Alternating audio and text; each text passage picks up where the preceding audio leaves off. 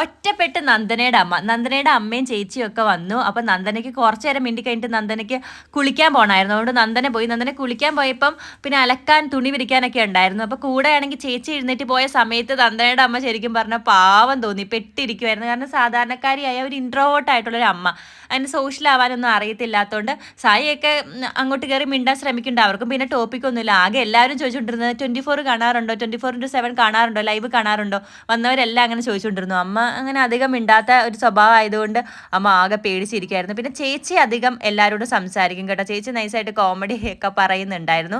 ചേച്ചി എല്ലാവരോടും മിണ്ടുമൊക്കെ ചെയ്തു. പക്ഷേ എന്താ പറയുക, ശരിക്കും ഒരു കോമണർ വരുമ്പോൾ, കോമണറിൻ്റെ വീട്ടിൽ നിന്ന് വരുമ്പോൾ ശരിക്കും ഒരു സാധാരണക്കാരിയായിട്ടുള്ള ഒരു അമ്മയായിട്ട് തോന്നിയിട്ടോ. പിന്നെ വീടൊക്കെ ആ സമയത്ത് കാണിച്ചു കൊടുത്തത് റസ്മിനായിരുന്നു. നന്ദന കുളിക്കാൻ പോയ സമയത്ത് റസ്മിനും അപ്സരയും കാണിച്ചു കൊടുത്തായിരുന്നു. നന്ദനയ്ക്ക് ഇപ്പം തന്നെ കുളിക്കാൻ പോകണോ എന്ന് എനിക്ക് തോന്നി. വീട്ടുകാർ പോയി കഴിഞ്ഞിട്ട് വല്ലതും കുളിച്ചാൽ മതിയായിരുന്നു. അത്ര നേരം വീട്ടുകാരുടെ മുമ്പ് ഇരിക്കാൻ കാത്തിരുന്ന് വീട്ടുകാർ വന്നല്ലേ. അതിൻ്റെ ഇടയ്ക്ക് ജാസ്മിനും ജിൻഡോയും കൂടെ ഒരു വഴക്കും കൂടെ നന്ദനയുടെ വീട്ടുകാരുടെ മുമ്പിൽ കാണിച്ചു. അതിനെക്കുറിച്ച് ഞാൻ വേറൊരു വീഡിയോ ഇട്ടിട്ടുണ്ട്.